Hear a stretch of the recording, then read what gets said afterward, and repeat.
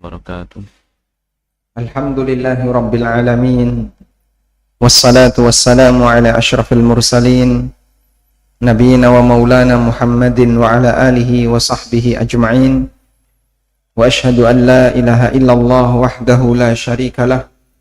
Wa ashhadu anna Muhammadan abduhu wa rasuluh sallallahu alaihi wa ala alihi wa sahbihi wa man tabi'ahum bi ihsanin ila yaumiddin. Alhamdulillah, puji syukur kita haturkan kehadirat Allah Subhanahu wa taala. Di kesempatan pagi ini kembali kita melanjutkan kajian dengan membaca Syarah Masail Jahiliyah. Dan insyaallah kita akan membaca pelanggaran yang ke-21, tahrifu kalamillahi min ba'di ma aqaluhu wa hum ya'lamun.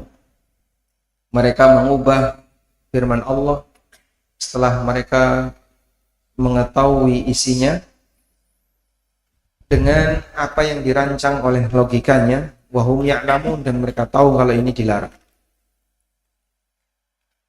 Kita akan baca terlebih dahulu. Bismillah, assalatu wassalamu ala rasulillah. Masalah jahiliyah ke-21, menyelewengkan nas-nas atau dalil-dalil dari maknanya yang hak. Menyelewengkan firman Allah Ta'ala setelah mereka memahaminya dan mengetahuinya. Dan betapa banyak orang-orang di zaman ini yang seperti mereka, di mana mereka menyelewengkan nas-nas lalu mereka menakwilkannya kepada makna yang diinginkan oleh hawa nafsu mereka. Semana dengan itu adalah yang ke-22 sekalian. Masalah jahiliyah ke-22, menyelewengkan kitab-kitab agama. Allah Ta'ala berfirman, wa minhum ummiyuna la ya'lamuna al-kitaba illa amaniya wa inhum illa yazunnun. Fawailul lillazina yaktubuna al-kitaba biaydihim thumma yaquluna hadza min indillah liyashtaruna bihi thamanan qalila liyashtaru bihi thamanan qalila fawailul lahum mimma katabat aydihim wa wailul lahum mimma yaksibun. Dan di antara mereka ada yang buta huruf, tidak mengetahui Alkitab Taurat, kecuali dongengan bohong belaka, dan mereka hanya menduga-duga. Maka kecelakaan yang besarlah bagi orang-orang yang menulis Alkitab dengan tangan mereka sendiri, lalu dikatakannya, ini dari Allah, dengan maksud untuk memperoleh keuntungan yang sedikit dengan perbuatan itu. Maka kecelakaanlah yang besar bagi mereka akibat apa yang ditulis oleh tangan mereka sendiri, dan kecelakaan yang besarlah bagi mereka akibat apa yang mereka kerjakan. Quran Surah Al-Baqarah ayat 78 sampai 79.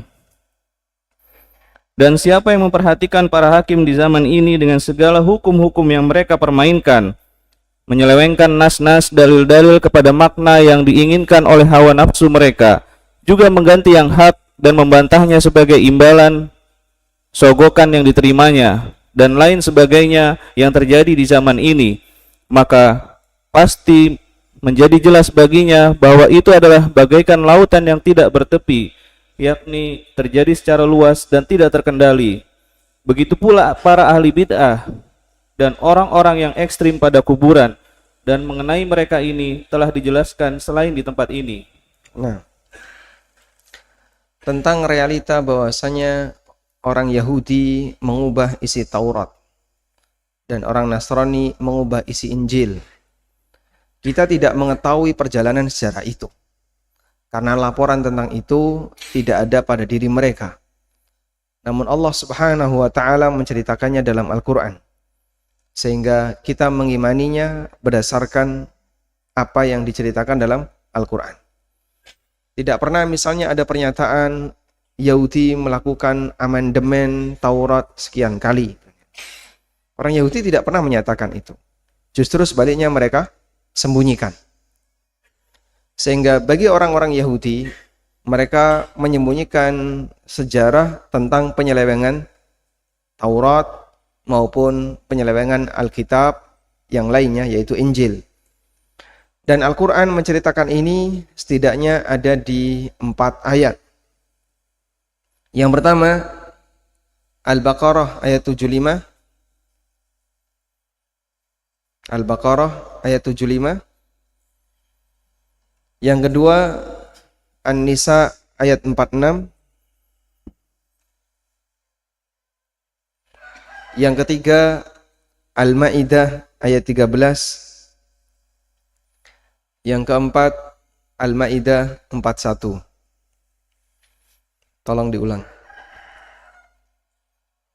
Al-Baqarah 75, An-Nisa 46, Al-Maidah 13, Al-Maidah 41.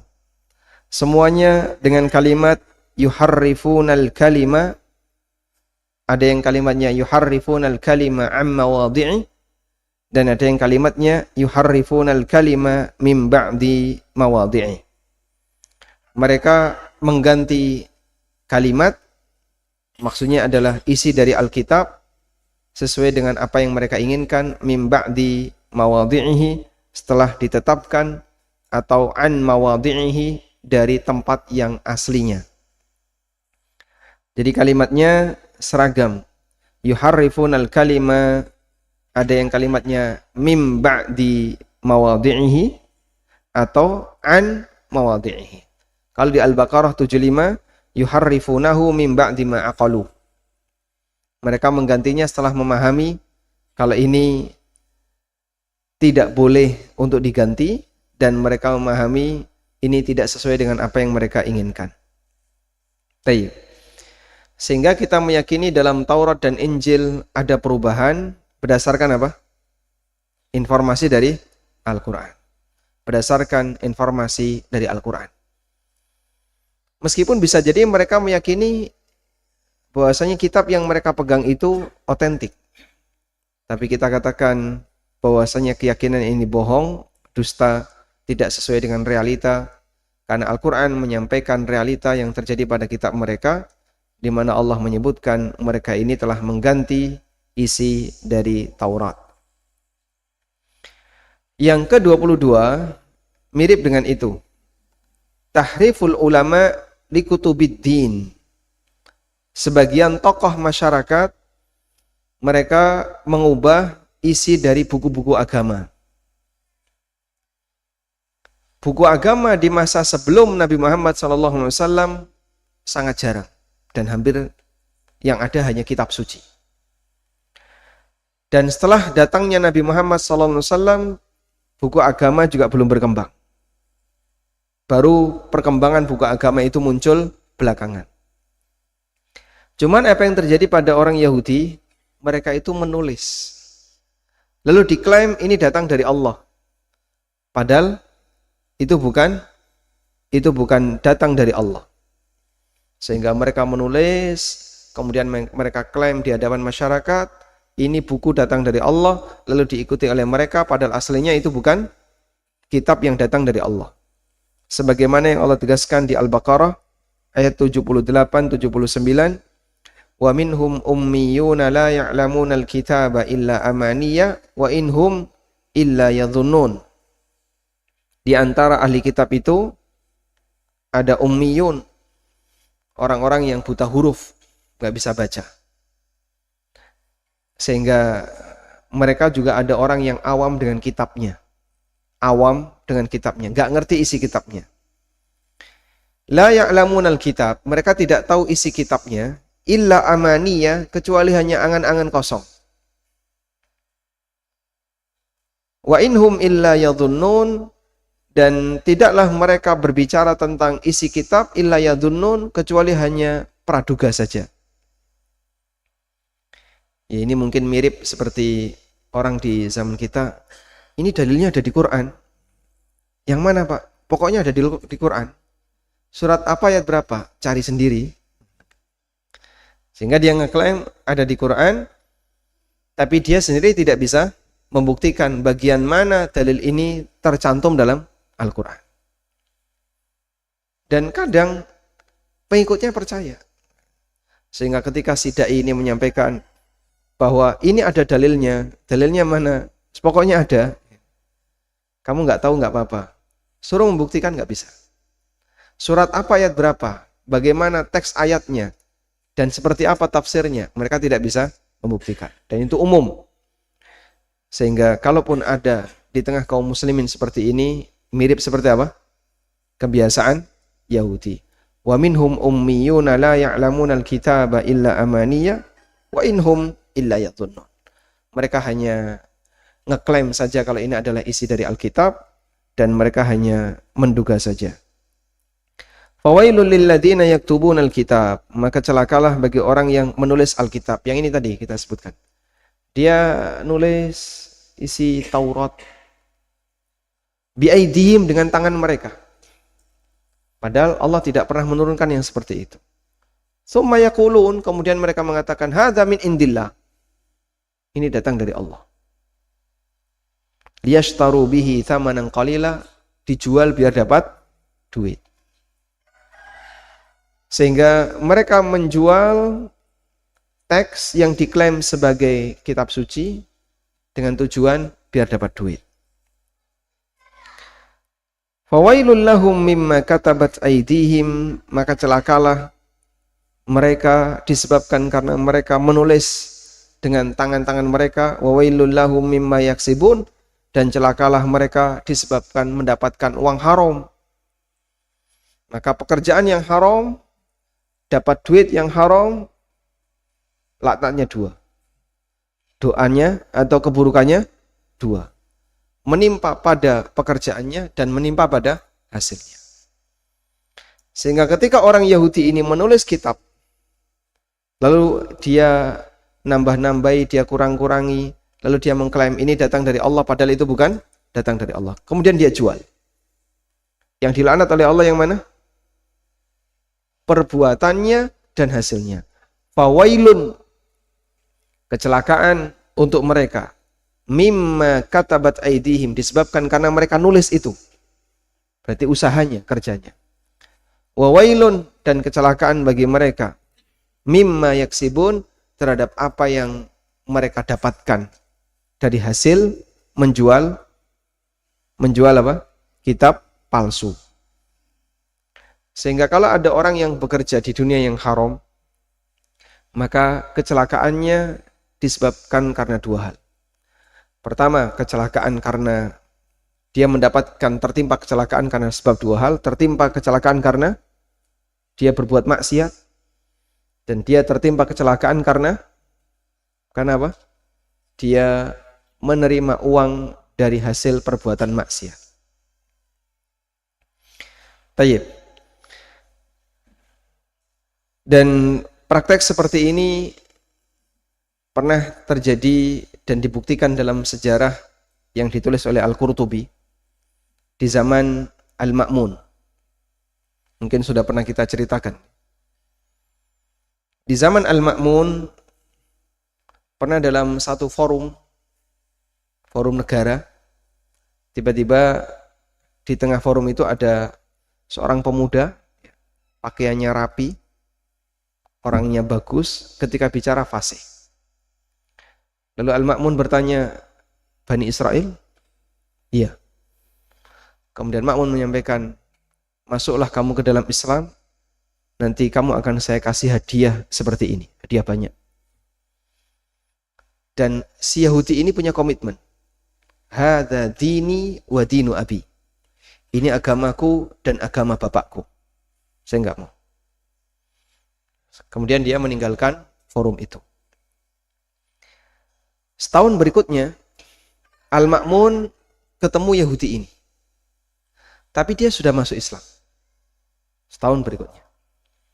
Lalu Al-Ma'mun terheran, "Duh, kamu kan orang yang dulu saya tawari masuk Islam tapi nggak mau. Sekarang kamu sudah Muslim." "Iya, saya sudah Muslim." "Bagaimana ceritanya kau bisa masuk Islam?" Lalu si pemuda Yahudi ini menyampaikan latar belakang kenapa dia masuk Islam. Dan ini orang punya komitmen. Makanya dia ketika ditawari masuk Islam dengan harta nggak mau. Tapi setelah itu dia melakukan eksperimen untuk membuktikan kebenaran 3 agama. Lalu dia cerita, setelah saya meninggalkan forum yang kemarin, saya menulis Taurat menjadi 3 naskah. Di situ saya tambahi, saya kurangi, pokoknya saya ubah-ubah isinya. Karena tulisan saya bagus, sehingga orang mau menerimanya. Kemudian naskah ini saya bawa ke sinagog, ke tempat ibadahnya Yahudi. Mereka terima dan mereka beli. Dan saya dapat uang. Kemudian saya menulis Injil dengan mengubah isinya. Saya tambahi, saya kurangi, pokoknya saya ubah-ubah. Sebanyak 3 naskah. Kemudian saya datang ke gereja dan saya tawarkan, mereka mau beli dan saya dapat uang. Lalu saya menulis Al-Quran. Saya tambahi, saya kurangi, diubah-ubah. Kemudian saya bawa ke percetakan Al-Quran. Karena kan yang mau beli percetakan, di masjid tidak mencetak Al-Quran. Saya bawa ke percetakan Al-Quran. Begitu dibaca, dibuang. Dia tahu ini palsu. Maka sejak saat itu, saya berkeyakinan tidak ada kitab yang terjamin keautentikannya selain Al-Quran.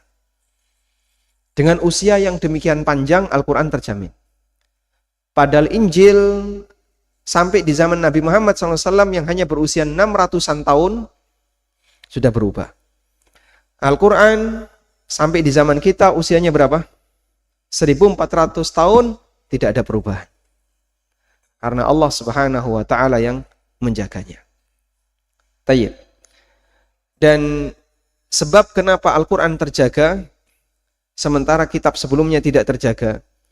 Karena Al-Quran Allah yang jaga, sedangkan kitab-kitab sebelumnya yang jaga manusia. Kitab-kitab sebelumnya yang jaga manusia. Apa dalil kalau Al-Quran Allah yang jaga?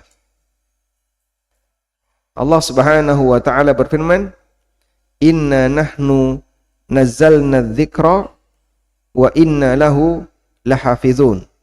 Ada di surat Al-Hijr ayat 6 dan ayat 9. Ada di surat Al-Hijr ayat yang ke-9, afwan. Di surat Al-Hijr ayat yang ke-9 Allah Ta'ala berfirman, "Inna nahnu nazzalna dzikra wa inna lahu lahafizun." Kamilah yang menurunkan Al-Quran dan kami pula yang menjaganya. Sehingga Allah memberikan jaminan bahwa Dia yang menjaga Al-Quran.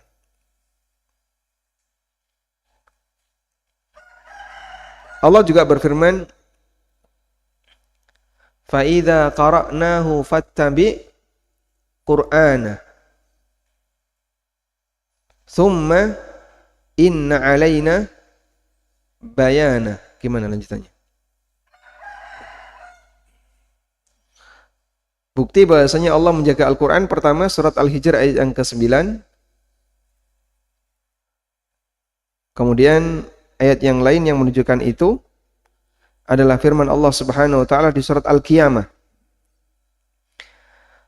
"La tuharrik bihi lisanaka lita'jala bih. Inna alaina jam'ahu wa qur'anah fa idza qara'nahu fattabi' qur'ana." Nabi SAW ketika didiktekan oleh Jibril, beliau itu khawatir ada yang luput. Sehingga begitu Jibril mendiktekan, belum selesai, sudah ditirukan. Lalu Allah Subhanahu wa Ta'ala melarang, "La ta'nahu fattabi' qur'ana." Kalau kami sudah selesai membacakannya, silahkan ikuti pembacaannya. Sehingga Allah ajarkan adab yang benar. Tunggu sampai Jibril selesai satu ayat, baru kamu baca.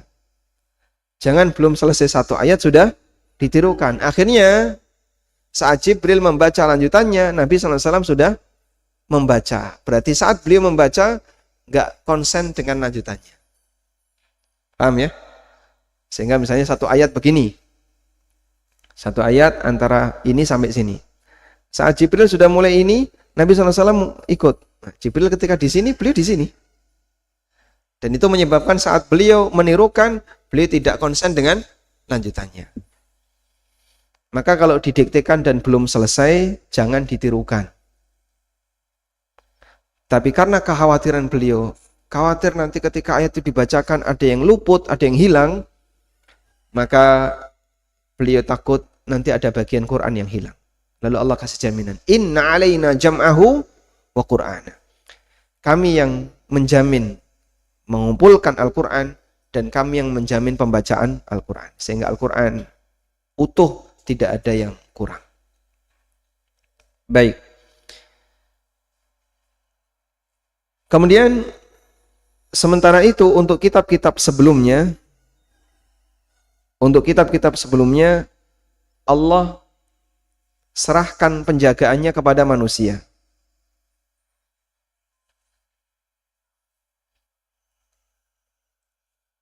Dalilnya adalah firman Allah Subhanahu wa taala ketika Allah menceritakan tentang perintah yang Allah berikan kepada ahli kitab untuk menjaganya. Bimastuhfidhu. Coba. Di surat Al-Maidah ayat 44. Inna anzalna at-taurata fiha hudan wa nur. Sesungguhnya kami menurunkan Taurat. Di sana ada petunjuk dan cahaya. Yahkumu bihan nabiyyuna alladhina aslamu lilladhina hadu war-rabbaniyuna wal-ahbar.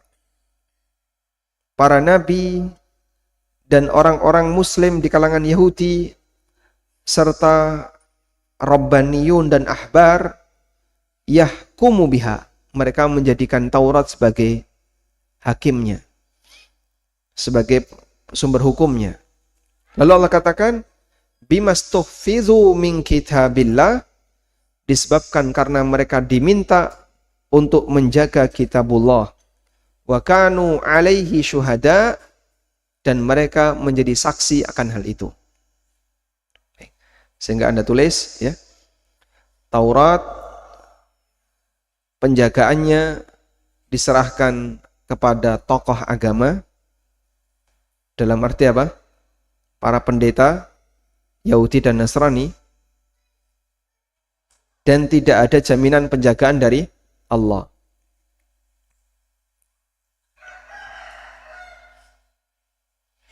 Dalilnya Al-Maidah ayat 44. Al-Maidah ayat 44. Baik. Sehingga Taurat yang dijaga oleh hamba gak beres. Banyak perubahan. Isinya diganti dan seterusnya. Sementara Al-Quran yang dijaga oleh Allah tetap terjaga. Walaupun usianya ribuan tahun tidak pernah mengalami perubahan. Nah. Kemudian Taurat itu diturunkan oleh Allah utuh. Sebagaimana Injil juga diturunkan utuh. Sehingga Musa alaihissalam ketika dapat Taurat, beliau dapat kitab utuh. Masya Allah. Luar biasa ya. Berarti fisiknya itu dari Allah. Bentuknya kayak gimana Pak? Itu kan buat kita penasaran. Ya. Allahu a'lam, itu sejarah masa silam yang ribuan tahun yang lalu. Dan kita sudah tidak tahu lagi seperti apa aslinya. Yang jelas Taurat diturunkan dalam bentuk kitab utuh yang bisa dipegang fisiknya. Injil juga demikian, diturunkan dalam bentuk kitab utuh yang bisa dipegang fisiknya. Sedangkan Al-Quran diturunkan dalam keadaan apa? Bertahap. Sekian ayat. Nanti diturunkan lagi sekian ayat. Sehingga dalam bentuk hafalan yang disematkan oleh Allah Ta'ala kepada Nabi-Nya Sallallahu Alaihi Wasallam dengan berbagai macam metode. Ada yang metode Jibril datang, ada yang beliau dapat dari mimpi. Saat mimpi ketika bangun, tiba-tiba beliau menyampaikan, baru saja diwahyukan kepadaku surat bunyinya seperti ini. Ada yang dibawa oleh malaikat, lalu kemudian disematkan pada hati Nabi Sallallahu Alaihi Wasallam. Ada yang seperti beliau mendengar suara rantai yang digesek di batu. Kemudian setelah itu beliau merasakan berat. Kemudian begitu selesai, beliau sudah punya hafalan Al-Quran yang ada pada diri beliau. Lalu beliau perintahkan para sahabat untuk nyatet.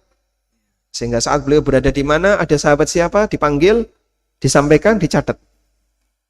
Sehingga Nabi SAW ketika itu tidak menahan sendirian dalam waktu yang lama, tidak mempertahankan sendirian dalam waktu yang lama, tapi beliau langsung memanggil sahabat. Kemudian sahabat itu disuruh nyatet dan disuruh menghafalkan. Seperti itu terus selama 23 tahun sampai jadilah Al-Quran. Dan itu semuanya terjaga hingga ketika beliau wafat, para sahabat sudah bisa memahami urutan-urutan ayat dan urutan-urutan surat.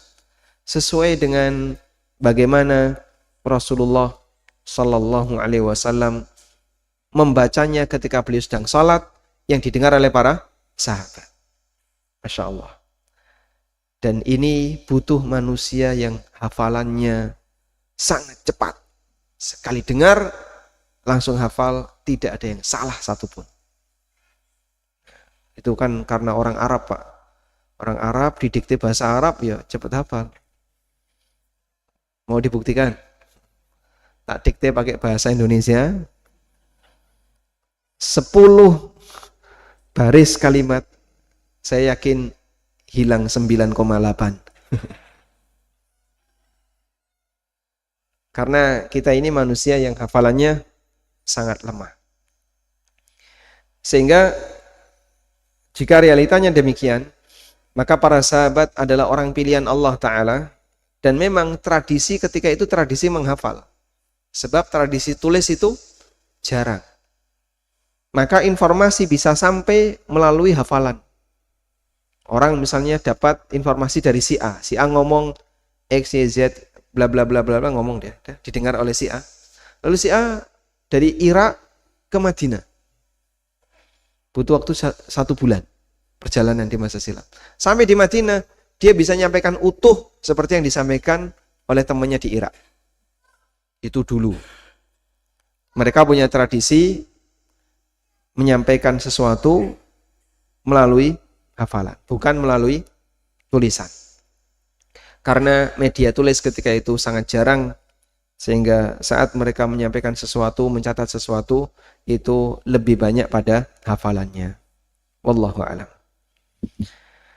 Lalu Syekh Mahmud Syukri rahimahullah menyinggung tentang beberapa praktek kesalahan yang terjadi di masyarakat kita, seperti para hakim, tapi ini hakim agama, bukan urusan dunia, yang mereka mempermainkan hukum. Sehingga mungkin kejadiannya, Syekh Mahmud Syukri kan di Irak ya. Mungkin kejadian di Irak, beliau melihat ada hakim Irak yang hukumnya jelas A, tapi dia simpulkan B. Dia menyelewengkan dan mempermainkan hukum. Dan menyimpangkan nas sesuai dengan apa yang diinginkan oleh hawa nafsunya. Menggantikan kebenaran dengan kebatilan. Dan dari situ mereka dapat duit melalui rishwah. Meskipun tidak jauh berbeda dengan mereka yang mengganti aturan, mempermainkan aturan, sehingga ada pasal yang disebut dengan pasal karet. Ya. Bisa modot tergantung keinginan orang yang berkepentingan dengannya. Ya. Sehingga mau ditarik ke kanan, mau ditarik ke kiri, terserah orang yang berkepentingan dengannya. Wa hakadza ba'dul mubtadi'ah wa gulatul qubur. Demikian pula yang dilakukan oleh para ahli bid'ah dan pemuja kuburan, di mana mereka terkadang menggunakan dalil tapi tidak pada tempatnya, sehingga Al-Quran yang benar itu dipakai untuk membela kebatilan. Nah, contohnya gimana Pak? Contoh ya, kita kasih contoh. Baik, Khawarij di zaman Ali bin Abi Thalib. Mereka berkumpul dalam satu kelompok besar di daerah Nahrawan. Jumlahnya sebelum didakwai oleh Ibnu Abbas kurang lebih 3.000 orang. Itu baru yang laki-lakinya, yang perempuannya wallahu a'lam. Mungkin ada yang anak-anaknya tapi mungkin tidak dihitung. Lalu Ibnu Abbas radhiyallahu anhu minta izin kepada Ali untuk mendakwai mereka. Awalnya Ali tidak mengizinkan, jangan. Tapi Ibnu Abbas yakin mereka tidak akan berani menggangguku. Karena Ibnu Abbas itu dihormati oleh seluruh masyarakat sebab keilmuan beliau dan ahlul bait. Beliau ulama kibar, banyak jadi referensi, dan beliau adalah ahlul bait. Maka Ibnu Abbas berani untuk menghadapi Khawarij. Dan dulu ada tokoh masyarakat di masa Rasulullah SAW yang masuk Islam. Kemudian minta izin kepada Nabi SAW, saya mau balik ke kampungku untuk berdakwah. Dilarang oleh Nabi SAW, kamu nanti dibunuh. Lalu orang ini bilang, ya Rasulullah, inni ahabbu ilaihi min absarihim. Saya itu lebih dicintai oleh mereka daripada mata mereka sendiri. Kalau mereka disuruh milih, saya terbunuh atau mata mereka diculek, mereka milih mata mereka diculek daripada saya terbunuh. Itu Urwah bin Mas'ud, pemimpin Bani Thaqif. Beliau setelah masuk Islam pulang ke Taif, lalu mendakwahi masyarakat Taif dengan keyakinan tadi, masyarakatnya akan menerima dia karena dulu dia adalah pemuka mereka dan disenangi sama mereka. Begitu Urwah bin Mas'ud menyampaikan tentang Islam, dipanai oleh pengikutnya. Ada satu panah yang nancap ke badannya, mati beliau. Radhiyallahu anhu arda.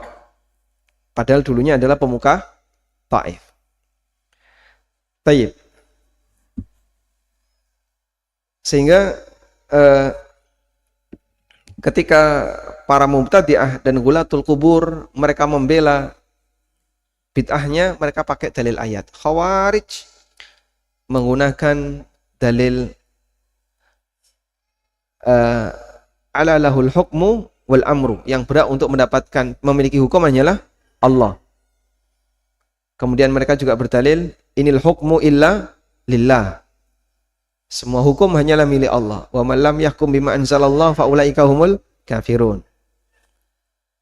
Dan pengaruh Khawarij ini sampai ke Kufah dan rame di sekitar masyarakat yang tinggal di sekitar Ali. Sehingga saat Ali bin Abi Thalib itu berceramah, kadang ada jamaah yang nyinyir. Jamaah ini nyinyir dengan mengutip ayat. Inil hukmu illa lillah. Inil hukmu illa lillah. Di belakangnya Ali bin Abi Thalib sedang ceramah. Dan beliau tahu ini kena pengaruh Khawarij. Orang ini kena pengaruh Khawarij. Mau nyinyir kepada pemimpinnya karena dianggap tidak berhukum dengan hukum Allah dalam peristiwa tahkim. Maka Ali bin Abi Thalib mengatakan, kalimatu haqqin urida biha batil. Ayat ini benar, kalimat hak, tapi maksud dan tujuannya digunakan untuk membela kebatilan.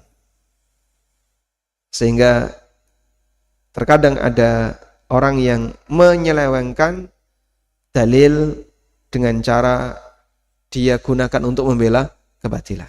Baik, oleh karena itu Anda bisa kasih catatan.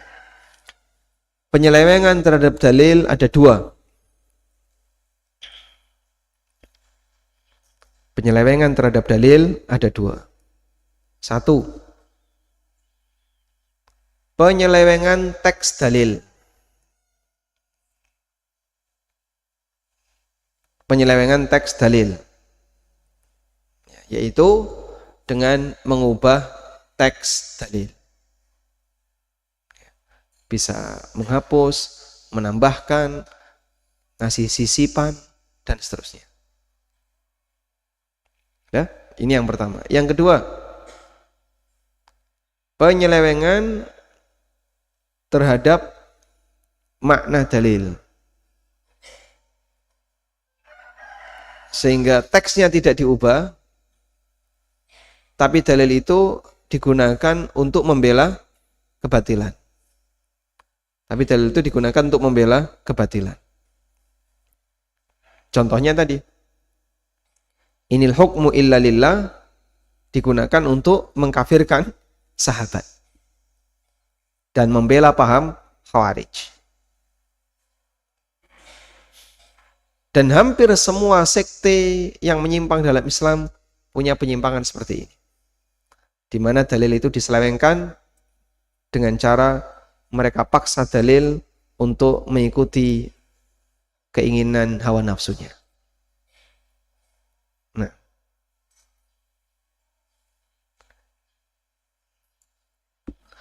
wallahu ta'ala alam. Tayyib. Kemudian kita lanjutkan Ats-Tsalitsatu wal 'Ishrun, pelanggaran ke-23. Masalah jahiliyah ke-23. Berpaling dari petunjuk agama kepada apa yang menyelisihinya. Ini adalah masalah dan perkara jahiliyah yang paling aneh, yaitu memusuhi agama yang mana mereka menisbatkan diri kepadanya dengan permusuhan yang keras dan loyal kepada agama orang kafir yang mereka tinggalkan dengan loyalitas yang total, sebagaimana yang mereka lakukan kepada Nabi SAW ketika beliau datang membawa ajaran Nabi Musa alaihissalam, lalu mereka malah mengikuti sihir padahal sihir itu adalah agama Fir'aun. Orang-orang seperti mereka ini di tengah umat Islam sangat banyak.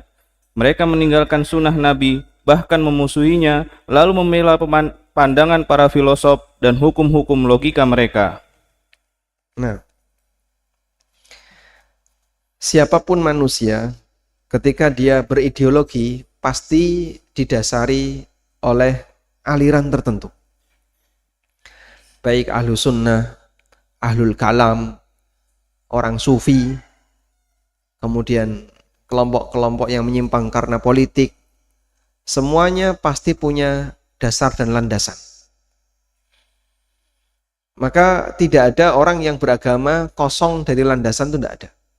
Pasti dia punya landasan. Minimal sering orang menyebut, oh ini bagian dari kearifan lokal, atau ada makna filosofis di balik itu. Mana apa? Filosofis di balik itu. Oh ini filosofinya kayak gini. Kenapa kita nggak boleh duduk di atas bantal? Makna filosofisnya adalah koda udunen. Kenapa tidak boleh apa lagi? Di depan pintu. Makna filosofisnya apa? Apa? Railok. Dan aneka yang lainnya. Sampai pada kondisi di mana jimat itu dimaknai filosofis. Kenapa kok orang itu pakai jimat? Dan biasanya buntelan itu ya. Isi buntelannya itu apa? Padi 1 biji. Karena ini barangkali ini anak ini gede kok dia kelaparan ya. Maka bisa dibuka terus ditandur itu. Kelaparan, nandur winih 1. Tunggu nanti dia besar, lalu panen jadi 700 butir, dia bisa makan. Ya selak mati Pak nih kayak gini. Dan itu semuanya dikaitkan dengan makna filosofis. Tapi di balik itu apa? Ada ideologi. Baik. Nah, di sini disebutkan mereka memusuhi agama dengan permusuhan yang kuat. Di saat yang sama mereka milih agama orang kafir. Sehingga sama-sama beragama. Cuman yang Islam dia musuhi, dia lebih milih agama kafir. Faraquhum akmalal muwalah, dengan kecintaan yang lebih besar terhadap madhabnya orang kafir melebihi madhabnya kaum muslimin. Kama fa'alu ma'an Nabi sallallahu alaihi wasallam, sebagaimana yang mereka lakukan terhadap Nabi sallallahu alaihi wasallam. Lamma atahum bidini Musa, ketika beliau sallallahu alaihi wasallam menyampaikan kepada mereka, ini adalah ajaran Nabi Musa. Karena ajaran Nabi Muhammad SAW dengan Nabi Musa secara prinsip banyak yang sama. Tauhidnya sama, prinsip berakidahnya sama, manhajnya sama. Mungkin yang beda hanya dalam rincian syariatnya. Tapi apa yang terjadi? Mereka lebih milih kitab sihir daripada agama Nabi Muhammad SAW. Padahal kitab sihir itu agamanya Musa. Kitab sihir itu agamanya Fir'aun. Termasuk juga hal semacam ini terjadi pada umat Islam. Mereka memboikot sunnah dan memuji sunnah. Sebaliknya mereka lebih memilih ucapan para ahli filsafat dan hukum filsafat. Ada orang yang dia memuji sunnah, gak senang dengan praktek-praktek sunnah. Tapi di saat yang sama mereka membela budaya. Jadi kan sama kan? Cuman tinggal pilihannya aja. Kamu mau milih yang mana? Budaya ngajarin kayak gini, agama ngajarin kayak gini. Saya lebih senang budaya. Ya sudah, semua ada konsekuensinya. Kita kadang ngajari kepada masyarakat. Acara yang benar untuk lahiran itu akikoh. Dan akikoh itu kalau anak lanang 2 kambing, anak wedok 1 kambing. Itu Masya Allah Pak, alasannya 1 juta. Mahal Mas. Boleh wedhus loro, wis duit piro itu. Dia ngomong mahal, wis duit piro. Tapi di saat yang sama, acara dia itu banyak sekali. Mulai dari hamil 4 bulan itu sudah punya acara. Mulai dari tingkeban, mitoni, terus apa lagi? Brokohan, kemudian nanti selapanan, terus apa lagi? Dan aneka acara yang lain. Dia ikuti acara itu saja, total biayanya melebihi akikoh. Tapi ketika ditawari akikoh, beribu alasan mereka sampaikan. Larang ya Mas, wedhus loro. Saiki sing paling murah 3 yuta, 6 yuta wedhus tok. Durung segane, durung. Jadi dia perhitungan. Tapi giliran budaya tidak perhitungan.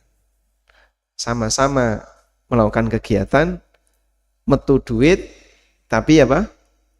Yang satu dapat pahala, yang satu tidak dapat pahala. Nah, ada juga orang yang misalnya diajari tentang bagaimana cara yang benar dalam bayar zakat. Cara bayar zakat kayak gini, ngitungnya seperti ini. Itu mikirnya panjang. Terus nanti gimana, padahal dia sendiri pengeluarannya untuk kegiatan yang enggak ada dalilnya, peringatan kematian misalnya, itu sampai dibela mati-matian. Yaitulah keanehan dan keajaiban dunia. Kebenaran mereka tinggalkan, mereka lebih memilih acara kebatilan. Tayyib. Ini sebenarnya mengulang ya, seperti yang kemarin Syekh menyebutkan di mana? Pelanggaran nomor 19. Jadi mereka menukar kitabullah dengan kitab sihir. Ya kurang lebih seperti itu. Mereka lebih memilih ajaran menyimpang daripada ajaran kebenaran.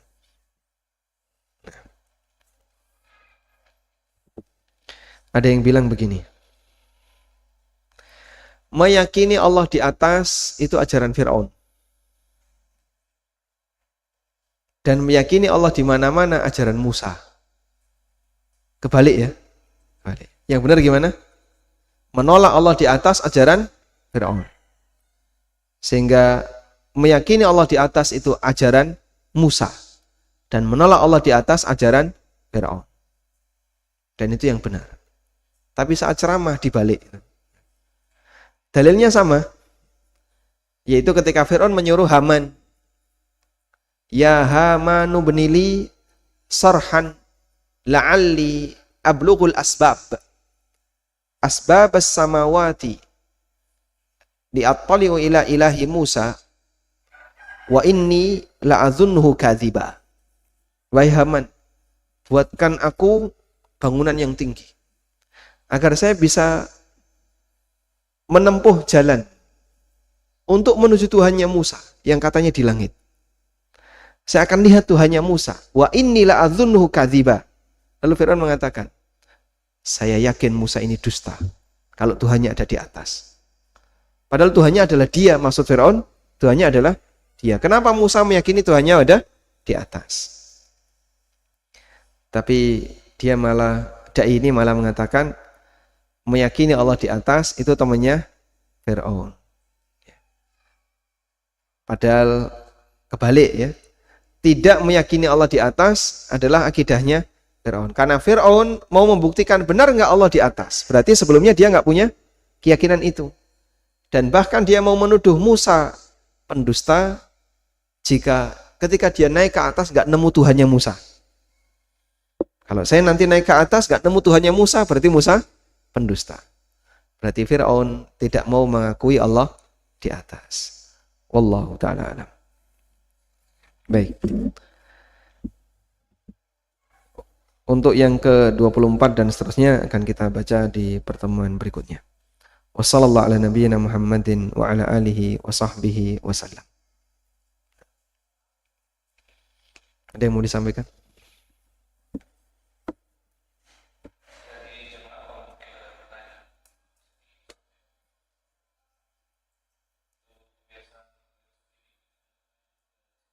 Baik, alhamdulillah. Mau dilanjut? Ya? Kalau tidak ada ya kita akhiri sampai di sini. Ini mungkin kajian tercepat dibandingkan sebelumnya.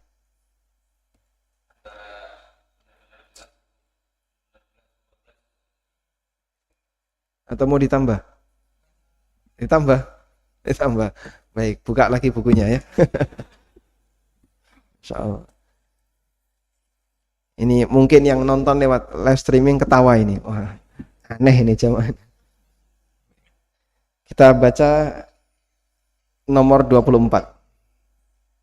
Silahkan. Masalah jahiliyah ke-24. Kafir pada kebenaran yang ada di pihak selain mereka. Sesungguhnya ketika mereka berpecah belah dan masing-masing kelompok tidak mau menerima kebenaran, kecuali yang dikatakan atau dianut oleh kelompok mereka, lalu mereka kafir pada kebenaran yang ada di pihak lain. Allah Ta'ala berfirman untuk membantah mereka. Wa qalatil yahudu laisatin nasara ala syai'in wa qalatin nasara laisatil yahudu ala syai' wa hum yatlunal kitab. Kadzalika qala alladzina la ya'lamuna mithla qaulihim fallahu yahkumu bainahum yaumal qiyamati fima kanu fihi yakhtalifun. Dan orang-orang Yahudi berkata, orang-orang Nasrani itu tidak punya sesuatu pegangan, dan orang-orang Nasrani berkata, orang-orang Yahudi tidak mempunyai sesuatu pegangan, padahal mereka sama-sama membaca Alkitab. Demikian pula orang-orang yang tidak mengetahui mengucapkan seperti ucapan mereka itu. Maka Allah akan mengadili di antara mereka pada hari kiamat tentang apa-apa yang mereka berselisih padanya. Quran Surah Al-Baqarah ayat 113. Baik, coba kita lihat dulu ayat ini. Wa qalatil yahudu laisatin nasara ala syai'. Yahudi mengklaim orang Nasrani enggak punya pijakan. Wa qalatin nasara laisatil yahudu ala syai'. Orang Nasrani mengklaim Yahudi enggak punya pijakan. Akhirnya apa? Mereka saling sesat menyesatkan. Kata Yahudi Nasrani sesat, kata Nasrani Yahudi sesat. Dan ini bukti bahwasanya Ahlul Kitab itu enggak akur. Dan sampai sekarang kejadiannya demikian. Sehingga Bani Israel, orang-orang Israel, mereka kalau melihat orang Nasrani meremehkan, dan statusnya sama sebagaimana kaum muslimin, tidak lebih berharga dibandingkan binatang. Makanya mereka ketika membunuh, dikatakan oleh Al-Baghawi dalam tafsirnya terkait kejadian yang melatar belakangi ayat ini. Kejadiannya ada di Madinah. Ada Yahudi Madinah dan Nasrani daerah Najran. Nasrani di daerah Najran. Nasrani daerah Najran ini datang ke Madinah bertamu karena mereka orang luar. Lalu mereka menghadap Nabi SAW. Tiba-tiba datang pendeta-pendeta Yahudi, sehingga ketemulah Nasrani Najran dengan pendeta Yahudi. Fatanadharu, kemudian mereka debat. Pendeta Nasrani dengan orang Yahudi tadi debat. Pendeta Nasrani dengan pendeta Yahudi ini debat. Hatta tartafa'at aswatuhum, sampai suaranya banter, suaranya kencang. Faqalat lahumul yahud, maka si Yahudi ini mengatakan kepada Nasrani, ma antum ala syai'in minad din. Agama kalian itu enggak punya pijakan sama sekali. Wa kafaru bi Isa wal Injil, dan mereka menyatakan kufur kepada Isa dan Injil. Wa qalatin nasara, yang Nasrani enggak terima, dibalas sama Nasrani. Ma antum ala syai'in minad din. Kalian juga agamanya enggak punya pijakan. Wa kafaru bi Musa wat Taurat, dan mereka ingkar kepada Musa dan Taurat. Fa anzalallah, lalu Allah turunkan ayat ini. Wa qalatil yahudu laysatin nasara ala syai' wa qalatin nasara laysatil yahudu ala syai'. Wa hum yatluna alkitab, padahal mereka sama-sama membaca Alkitab. Artinya ketika mereka sama-sama membaca Alkitab, maknanya adalah laisa fi kutubihim hadza ikhtilaf fadalla tilawatuhumul kitab wa mukhalafatuhum ma fihi ala kaunihim alal batil. Mereka sama-sama membaca Alkitab, padahal perbedaan itu tidak ada dalam Alkitab. Alkitab tidak pernah mengajarkan saling mencela agama seperti ini. Berarti sikap mereka menyalahi dari Alkitab. Artinya Taurat tidak pernah menyudutkan Injil, Injil tidak pernah menyudutkan Taurat. Lalu kamu malah debat saling menyudutkan. Kadzalika qala alladziina la ya'lamuna mithla qaulihim. Demikianlah yang juga dikatakan oleh orang-orang yang tidak punya ilmu. Mithla qaulihim, sama seperti ucapan mereka. Yang dimaksud adalah leluhur-leluhur mereka. Dulu juga sama. Leluhur Yahudi sama leluhur Nasrani, mereka juga debat sebelum ada Nabi Muhammad SAW.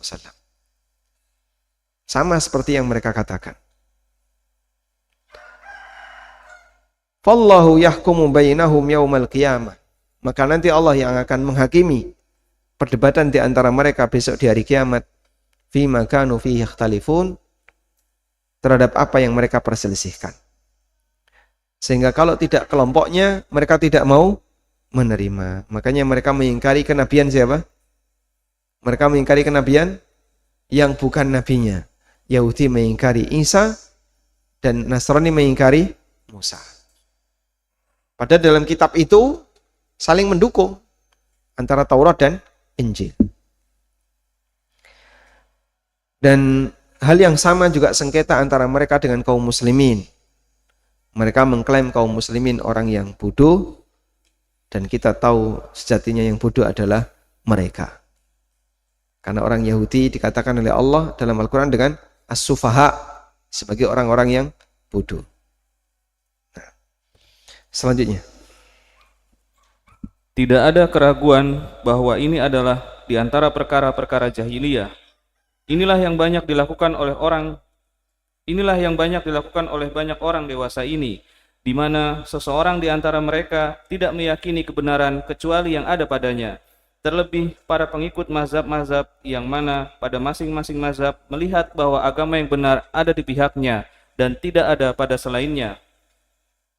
Allah Ta'ala mencela sikap jahiliyah seperti dengan firman-Nya,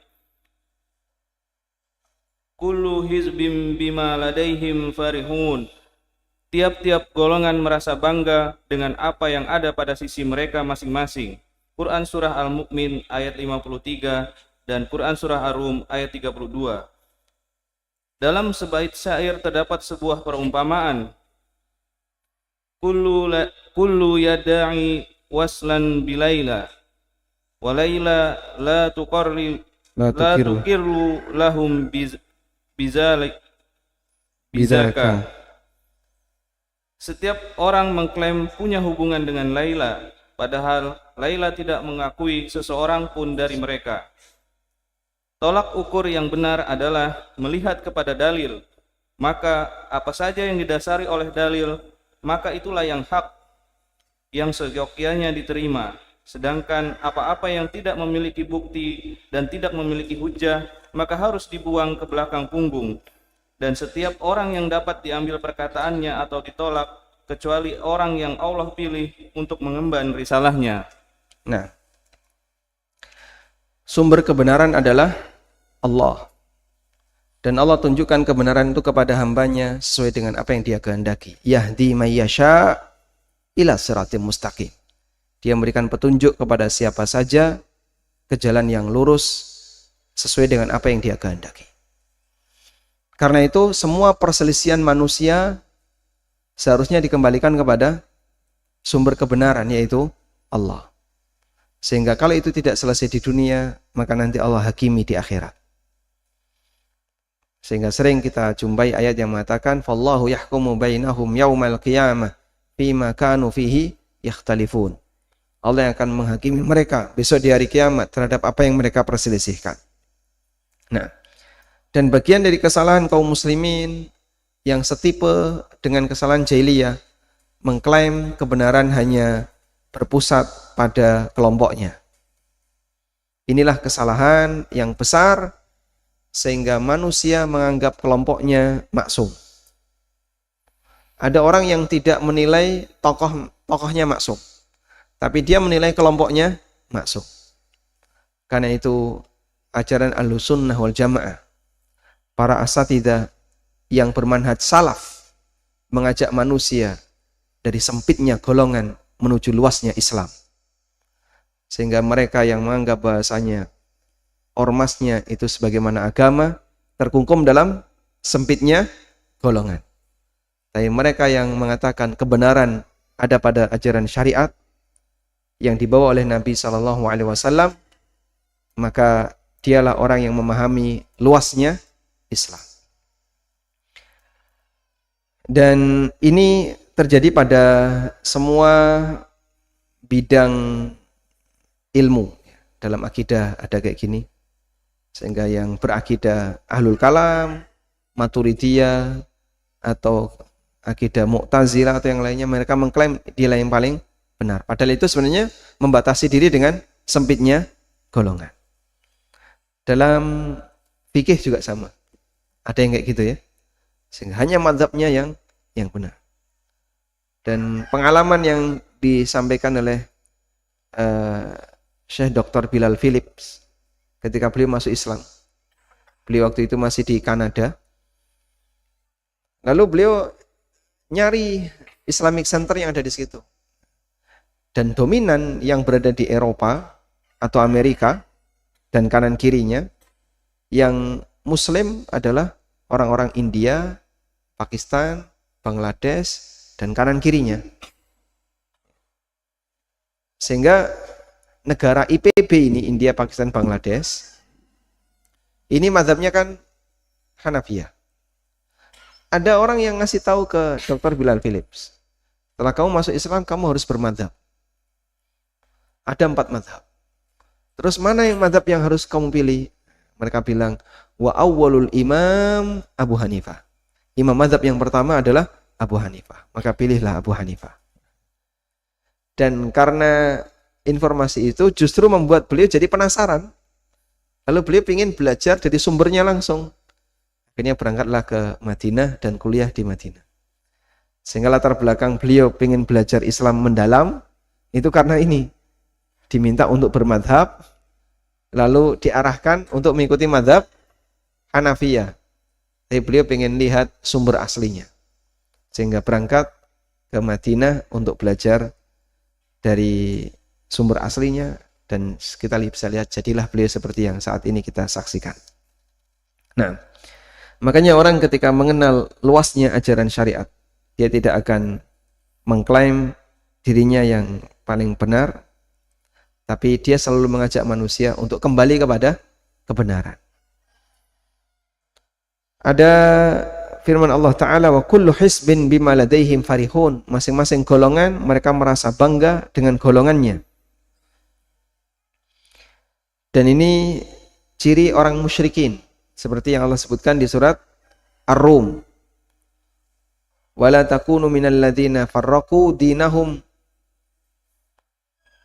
wala takunu minal musyrikin alladzina farraqu dinahum wa kanu syi'a kullu hisbin bima ladaihim farihun. Jangan jadi seperti orang musyrik yang mereka memecah belah agamanya. Jadi memecah belah agama itu karena masing-masing fanatis dengan golongan. Dan semua golongan ini berafiliasi dengan agamanya. Kullu hisbin bima ladaihim farihun. Masing-masing kelompok merasa bangga dengan golongannya. Kemudian ada sebuah syair yang disebutkan oleh penulis dinisbahkan kepada Majnun Bani Amir. Wa kullun yadda'i anna lahu waslan bi Laila wa Laila la tukirru lahum bidzaka. Semua mengklaim dia punya hubungan dengan Laila, tapi Laila tidak mengakuinya. Semua mengklaim dia yang benar, sementara kebenaran tidak mengakui orang ini bagian dari penganut kebenaran. Maka yang lebih penting bukan mengklaim benar, tapi yang lebih penting adalah timbanglah apakah amalmu sudah sejalan dengan Al-Quran dan hadis sesuai dengan pemahaman sahabat ataukah belum. Karena itu standar kebenaran. Wallahu a'lam. Wa sallallahu ala nabiyyina Muhammadin wa ala alihi wa sahbihi wasallam.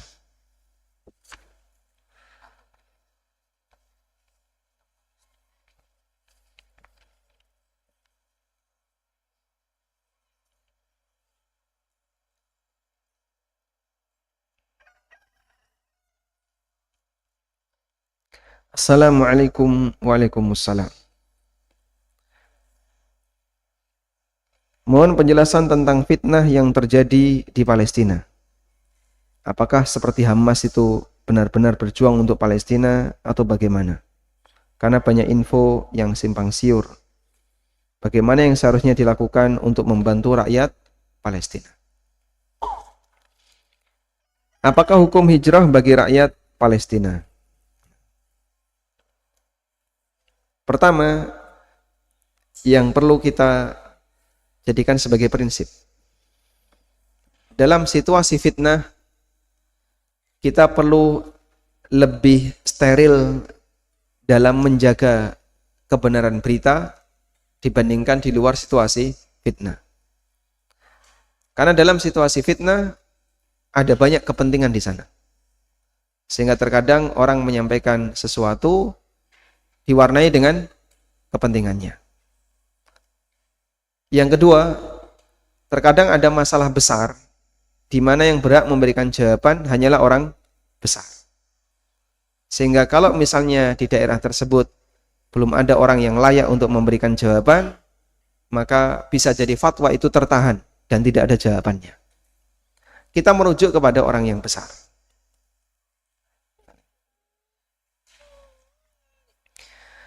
Kemudian yang ketiga,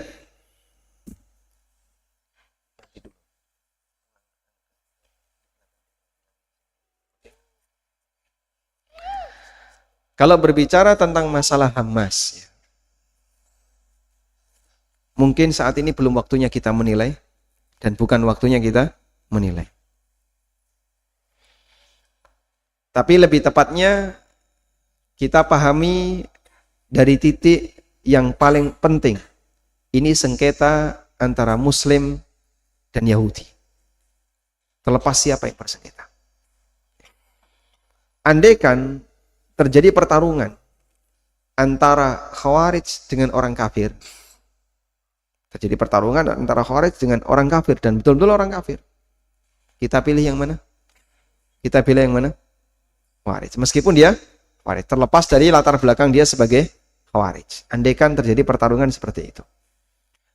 Karena Allah Subhanahu wa taala menyebutkan, "Ghulibatir Rum wa min ba'di ghalabihim sayaghlibun fi bid'i sinin." Romawi dikalahkan. Dan setelah dia dikalahkan, dia nanti akan menang. Fi bid'i sinin, dalam rentang beberapa tahun. Dan waktu itu ketika surat Ar-Rum ini turun, para sahabat berada di mana? Di Mekah. Kaum muslimin condong kepada Romawi, sedangkan orang musyrikin condong kepada Persia. Karena perangnya antara siapa? Romawi dan Persia. itu pun ada keperpihakan yang Allah ajarkan. Yang lebih tepat berpihak kepada siapa? Romawi, bukan kepada Persia, karena ada banyak sisi kesamaan antara ajaran Islam dengan ajaran Nasrani. Wallahu ta'ala alam. Mau dilanjut?